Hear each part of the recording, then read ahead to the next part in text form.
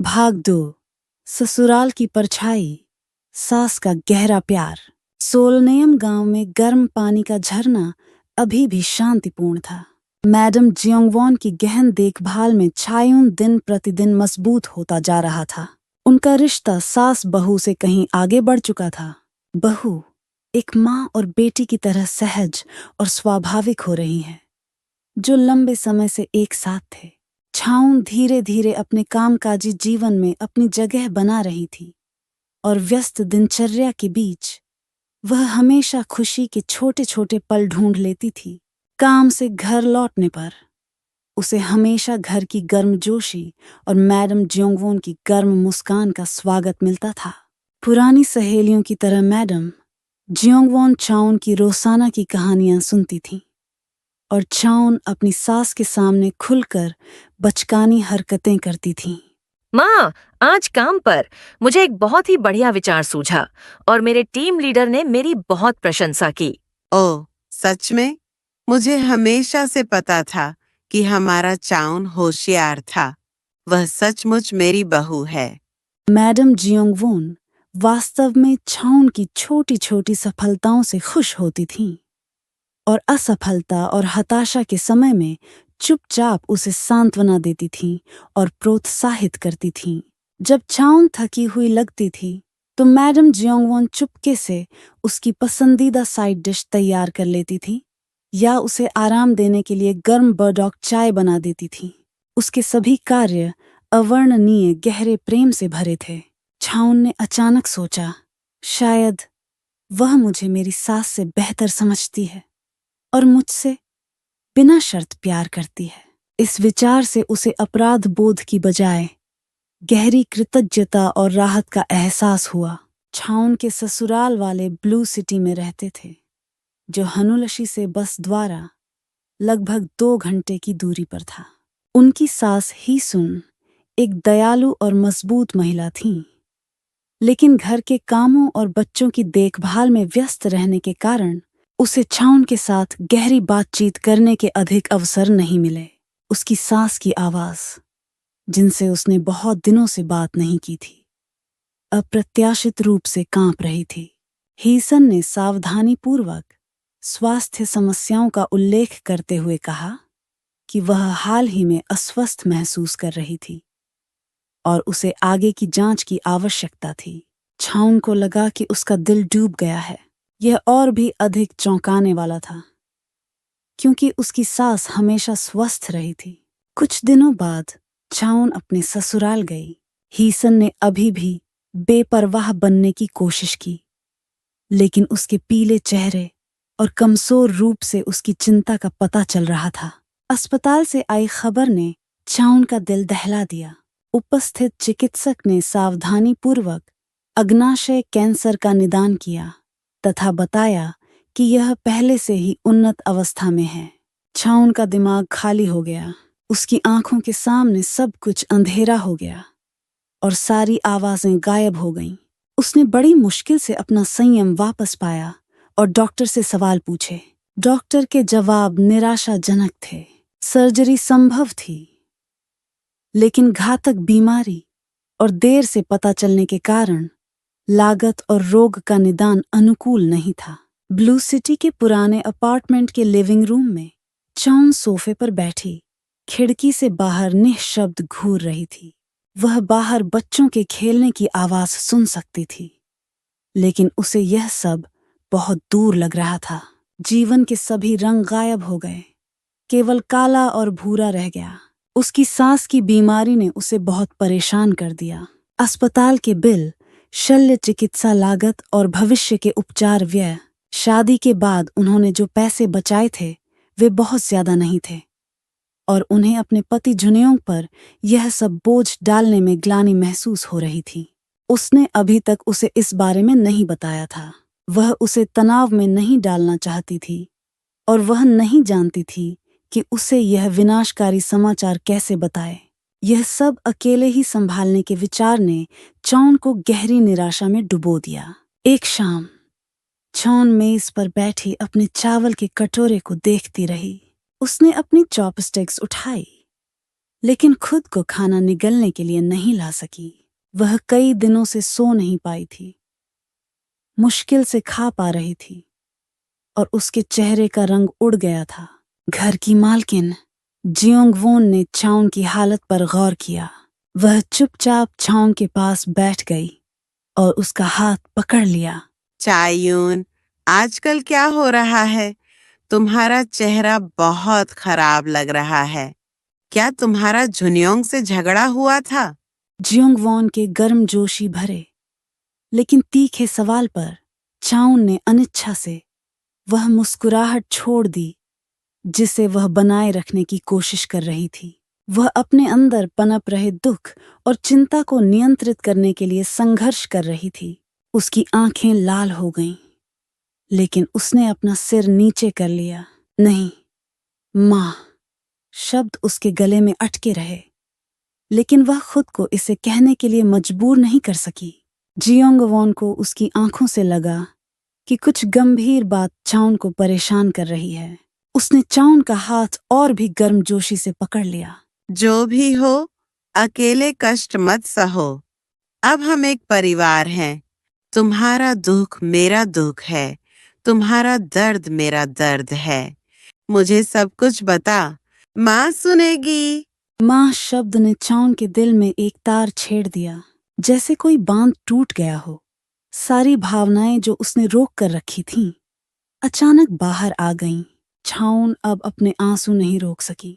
उन्होंने रोते हुए अपनी जन्म देने वाली माँ के कैंसर के निदान, हिसेन की स्थिति, निराशाजनक रोग निदान और उपचार की भारी लागत की खबर बताई।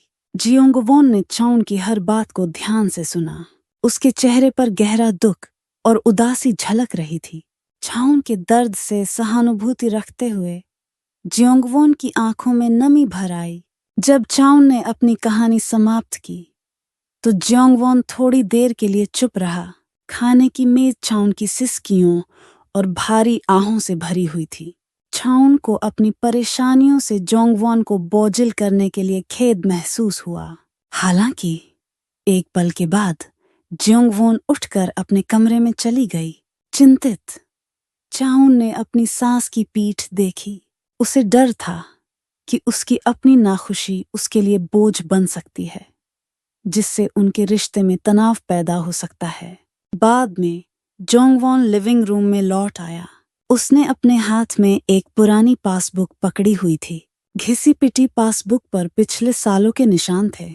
जियोंगवोन ने पासबुक चाउन को थमा दी और उसकी आंखों में गहराई से देखते हुए वह धीरे से बोली, इस पैसे का उपयोग अपनी जन्म देने वाली माँ के चिकित्सा बिलों का भुगतान करने में करें। यह एक आपातकालीन निधि की तरह है जिसे मैं लंबे समय से बचा रहा हूँ। आपको अभी जुनियोंग को इसके बारे में बताने की जरूरत नहीं है। अपनी माँ की जान बचाना इस समय सबसे महत्वपूर्ण बात है। चाउन ने अविश्वास से पासबुक की ओर देखा। इस पर स्पष्ट रूप से 20 मिलियन वॉन लिखा हुआ था। 30 मिलियन वॉन। यह चाउन के लिए एक सपने जैसी रकम थी। वह इतनी सदमे में थी और कुछ भी कहने में असमर्थ थी। जियोंगवोन ने धीरे से चाउन के कंधे को थपथपाया और दोहराया, परिवारों को एक दूसरे की मदद करनी चाहिए। तुम्हारी जन्मदात्री माँ मेरी अपनी संतान जैसी है। जल्दी जाओ और सुनिश्चित करो कि तुम्हारी माँ की सर्जरी हो जाए। जियोंगवोन के शब्दों ने चाउन के जमे हुए दिल को पिघला दिया। उसके चेहरे पर गर्म आंसू बह रहे थे, दुख के नहीं बल्कि भारी भावना और कृतज्ञता के आंसू। चायून ने घुटनों के बल बैठकर जियोंगवोन को कसकर गले लगा लिया। वह कुछ भी नहीं कह सकी, बस रोती रही और जियोंगवोन के कपड़ों से चिपक गई। जियोंगवोन ने बिना कुछ कहे चाउन को अपनी बाहों में पकड़ लिया। उनका आलिंगन एक दूसरे के दुख सुख बांटने का सबसे गर्म और सुरक्षित आश्रय बन गया। 20 मिलियन वॉन सिर्फ भौतिक सहायता से अधिक था। यह श्रीमती का प्रतीक था, जियोंगवोन का बिना शर्त प्यार और विश्वास। उस क्षण चायून को एहसास हुआ कि वह कितनी धन्य है कि वह ऐसे महान प्रेम में जी रही है। उसकी सास का अवर्णनीय प्रेम उसके जीवन में गहराई से जड़ जमाए हुए था। आगे कहानी की व्याख्या आने वाली है। नमस्कार और स्वागत है इस कहानी के विश्लेषण के अगले हिस्से में। ये एक सच्ची कहानी है जिसे हम हिस्सों में समझ रहे हैं। पिछले भाग में हमने देखा था कैसे चेउन उन शादी के बाद सोलिनेम गांव आई और कैसे उसकी सास जोंगवॉन के साथ उसका रिश्ता धीरे धीरे पनपा। शुरू में थोड़ी झिझक थी पर जोंगवॉन का जो तरीका था, सुबह नाश्ता तैयार रखना, उसकी ऑफिस की परेशानियां सुनना, वो सिर्फ औपचारिकता नहीं थी, उसमें सच में अपनापन था। बिल्कुल। और इसी अपनेपन ने चेउन के दिल में उनके लिए इज्जत और भरोसा जगाया। हाँ, तो पहले भाग ने एक ऐसे रिश्ते की नींव रखी जो आम सास बहू की सोच से काफी अलग था। सही कहा। तो आज हम कहानी के दूसरे भाग पर ध्यान देंगे, मायके की छाया, सास का गहरा प्यार। देखते हैं ये रिश्ता और कैसे गहरा होता है और क्या मुश्किलें आती हैं। तो दूसरे भाग में हम देखते हैं कि चेउन और जोंगवॉन का रिश्ता बहुत सहज हो गया है, बिल्कुल माँ बेटी जैसा। हाँ, मतलब चेउन अब ऑफिस की हर छोटी बड़ी बात उनसे शेयर करती है, कोई अच्छी खबर हो या कोई परेशानी। और जोंगवॉन वो सिर्फ सुनती नहीं है, वो सच में खुश होती है उसकी कामयाबी पर। और अगर कोई दिक्कत हो तो पूरा साथ देती हैं। कभी उसका मनपसंद खाना बना दिया, कभी शायद थकान मिटाने वाली कोई खास चाय दे दी, छोटी छोटी बातें। और चेउन को भी ये महसूस होने लगा था कि शायद उसकी सास उसे अपनी सगी माँ से भी ज्यादा समझती हैं। हाँ, यही तक तो सब ठीक चल रहा था, पर फिर कहानी में एक मुश्किल मोड़ आता है। क्या होता है? चेउन को पता चलता है कि उसकी नां हेसुन, जो फुरुनबित दोषी में रहती हैं, वो बहुत बीमार है। और सिर्फ बीमार नहीं, जांच में पता चलता है कि उन्हें पैंक्रियाटिक कैंसर है, और वो भी काफी बढ़ चुका है, एडवांस स्टेज में। ये तो बहुत बहुत बुरी खबर है। चेउन के लिए तो जैसे दुनिया ही उजड़ गई होगी। बिल्कुल। एक तो माँ की इतनी गंभीर बीमारी, ऊपर से इलाज का भारी खर्च, उनकी हालत भी बिगड़ती जा रही थी, वो अंदर ही अंदर टूट रही थी। और उसने ये बात अपने पति जुनियंग को भी पूरी तरह नहीं बताई। ये उदासी, ये चिंता क्या जोंगवॉन से छिपी रही? नहीं, माँ तो माँ होती है, सास ही सही। जोंगवॉन ने भांप लिया कि कुछ गड़बड़ है। चेयुन चुप रहती थी, खाने की मेज पर भी खोई खोई सी। तो एक शाम जोंगवॉन उसके पास बैठी, बहुत प्यार से पूछा, क्या बात है बेटी?